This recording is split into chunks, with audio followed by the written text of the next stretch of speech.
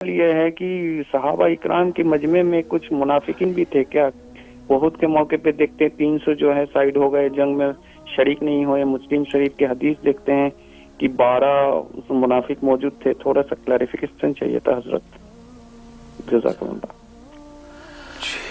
अल्लाह अकबर, अल्लाह अकबर। हाँ बिल्कुल, मजनू जी इंडिया से कॉल कर रहे हैं एक अरसे के बाद। ये माशाल्लाह आप जो स्क्रीन पे आए हैं, अल्लाह ताला आपको बरकत अता फरमाए।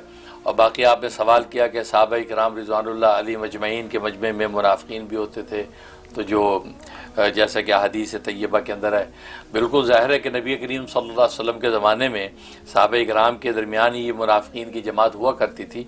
ये तो सूरत मुनाफिकून के अंदर भी उसका जिक्र मौजूद है, खुदा हदीस में भी वाज़ेह है। और नबी करीम सल्लल्लाहु अलैहि वसल्लम ने हज़रत हुज़ैफ़ा इब्न यमान रज़ी अल्लाह तआला अन्हु को उनके नाम भी बताए थे कि इस पूरे गिरोह के अंदर कौन कौन मुनाफिक हैं।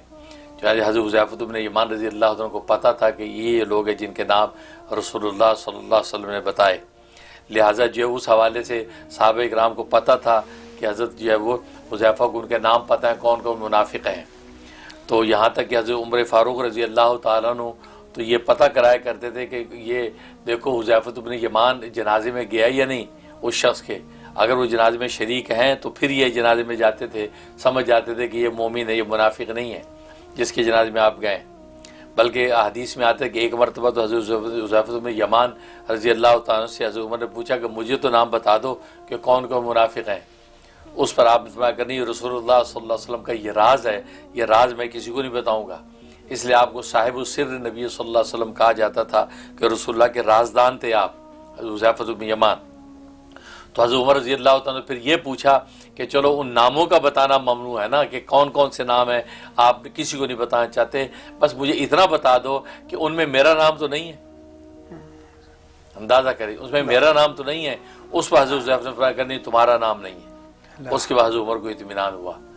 तो ये तो बिल्कुल सरी वाज़ेह नसूस मौजूद हैं कि मुनाफिकीन का टोला था जिसका कुरान ने भी जिक्र किया और हदीस के अंदर भी उसका तस्करा मौजूद है और बेशुमार वाक़िदा हदीस में है।